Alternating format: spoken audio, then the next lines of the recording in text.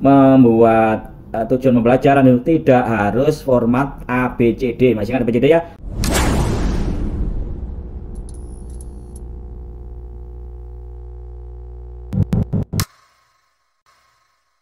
Banyak yang meminta saya untuk membuatkan contoh ATP alur tujuan pembelajaran fase D, di mana fase D ini untuk SMP sekaligus kelas 7, kelas 8, kelas 9, jadi sekaligus 3 kelas. Saya mencontohkan mata pelajaran matematika fase D, tetapi walaupun Anda bukan guru matematika, tetap saja selesaikan menonton video ini karena secara prinsip itu sama saja. Kalau prinsipnya itu sudah diketahui, dipahami, mapel apapun itu dengan mudah untuk dibuatkan ATP. Oke, saya langsung mencuplik CP mata pelajaran matematika fase D. Elemen yang saya contohkan adalah elemen bilangan.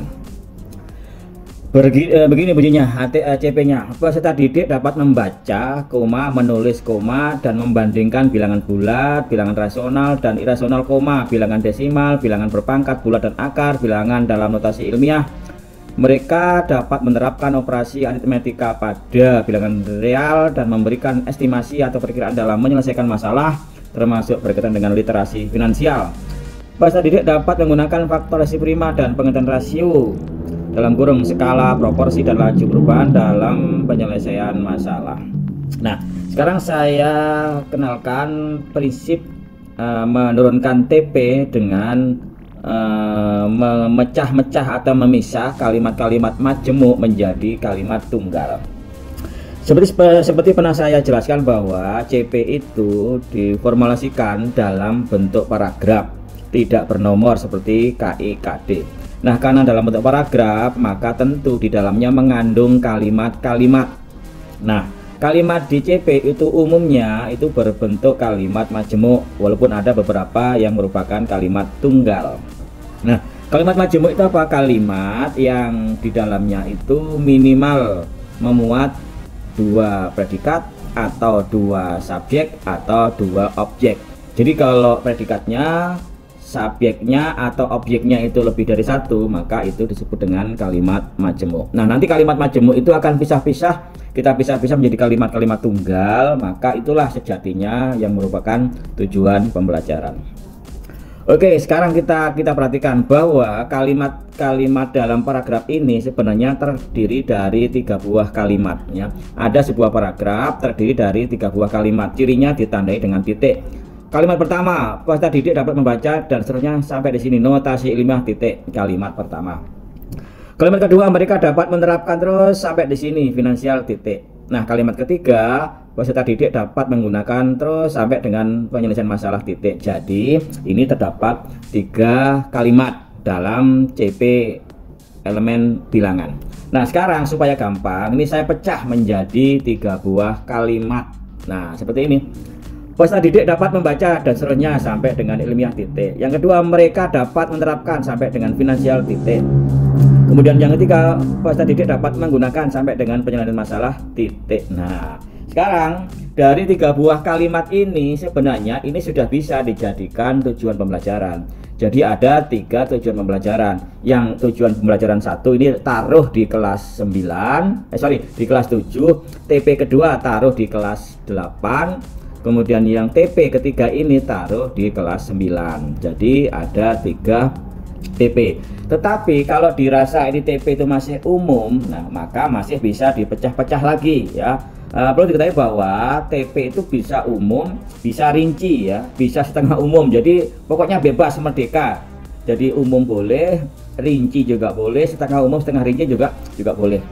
Nah, sekarang ini saya pecah-pecah menjadi tujuan yang lebih rinci. Kenapa perlu saya pecah? Di sini ada kata kerja banyak, membaca, menulis, membandingkan. Ini minimal kita pecah menjadi 3 TP. Nah, begitu juga ini ada materinya banyak juga. Bilangan bulat, bilangan rasional, irasional, bilangan desimal, bilangan berpangkat, sampai dengan bilangan dalam notasi ilmiah. Nah, ini masih bisa kita pecah-pecah. Oke, sekarang saya mulai dari kalimat pertama. kita bertahap, nanti akan kita kupas kalimat kedua dan kalimat ketiga. Oke, kalimat pertama ya.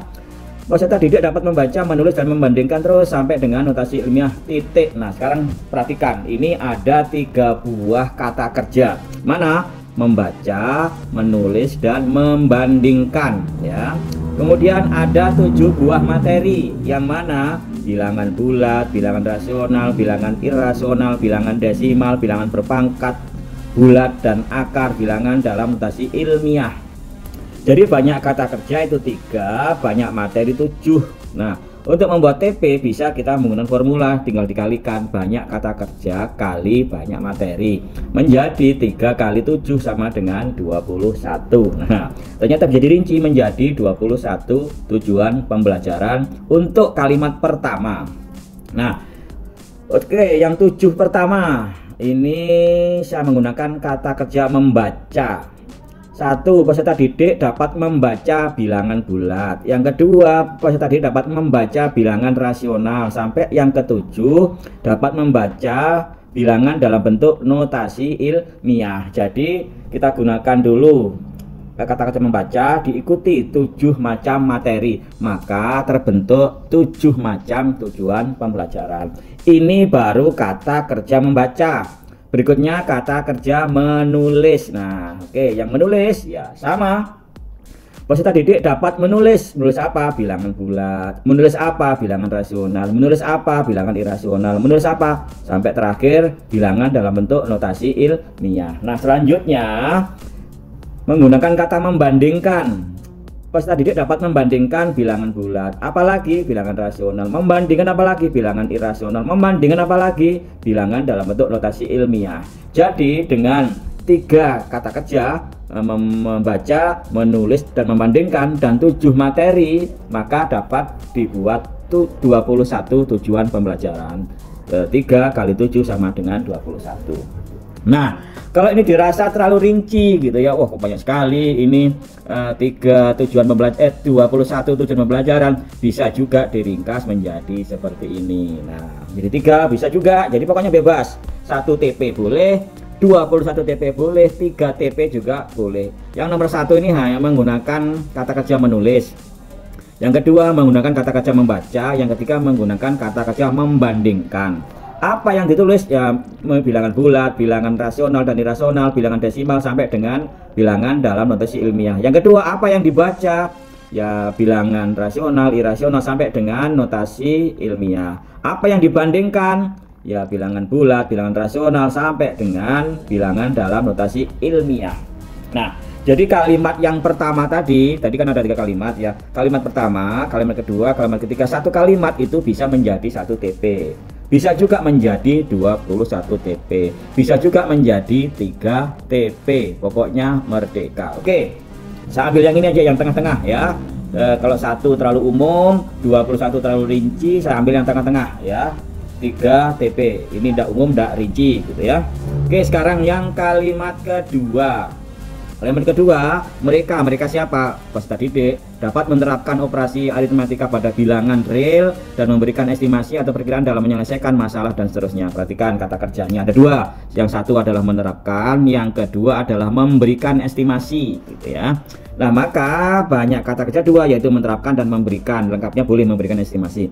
Yang kedua, banyak materi 1. Ini cuma 1 sebenarnya materi, yaitu operasi aritmatika pada bilangan real dalam menyelesaikan masalah. Ya, ini operasi aritmatika pada bilangan real ya. Dilanjutkan dalam menyelesaikan masalah.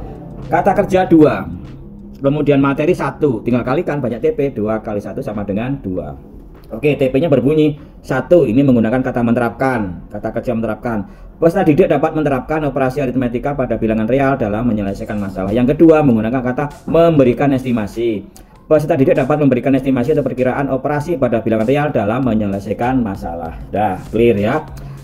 Ada 2 kata kerja, ada 1 materi, maka ada 2 TP, tinggal dikalikan. Oke, sekarang kalimat yang ketiga. Peserta didik dapat menggunakan faktorisasi prima dan pengertian rasio dalam penyelesaian masalah. Perhatikan, sekarang ada berapa kata kerja? Hanya satu, yang mana menggunakan, tidak ada lagi kata kerja yang lain.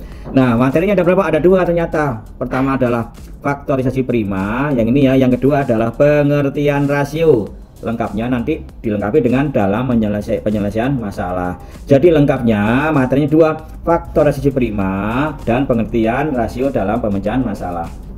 Kata kerja 1, TP 2 kalikan 1 kali 2 sama dengan 2, maka terbentuk 2 tujuan pembelajaran. Yang pertama 1, kata kerja hanya menggunakan, nomor 1 menggunakan, nomor 2 juga menggunakan. Lengkapnya peserta didik dapat menggunakan faktorisasi prima dalam menyelesaikan masalah. Yang kedua, peserta didik dapat menggunakan, masih menggunakan, tidak ada kata kerja lain, pengertian rasio dalam kurung skala, proporsi dan laju perubahan dalam penyelesaian masalah.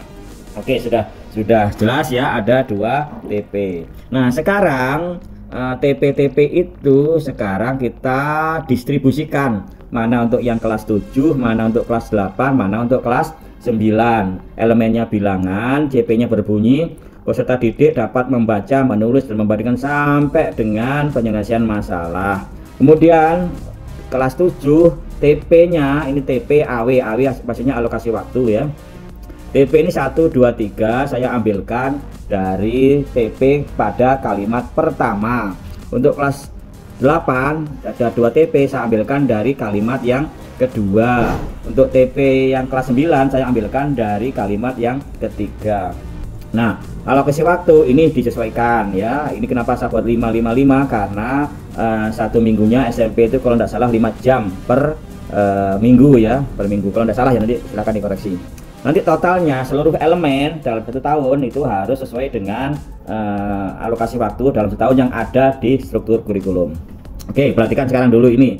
Ini saya mulai dengan kata kerja menulis bilangan bulat, membaca bilangan bulat, membandingkan bilangan bulat, menerapkan operasi aritmetika, memberikan estimasi, menggunakan faktorisasi, menggunakan pengertian rasio. Jadi untuk membuat tujuan boleh tanpa diawali dengan peserta didik dapat atau peserta didik mampu, tidak harus begitu. Jadi cukup dimulai dengan kata kerja, diakhiri dengan materi. Amanah dasarnya ini silakan dicek di panduan pembelajaran dan asesmen baik tahun 2022 maupun 2024. Membuat tujuan pembelajaran itu tidak harus format ABCD. Masih kan ABCD ya? A itu audience, B behavior, C condition, kemudian D itu degree. Tidak harus ya. Di dalam kurikulum merdeka tidak saklek harus menggunakan format ABCD. Cukup diawali dengan kata kerja dan ditambah dengan materi. Cukup 2 komponen. Oke, mudah-mudahan bermanfaat. Saya akhiri. Wassalamualaikum warahmatullahi wabarakatuh.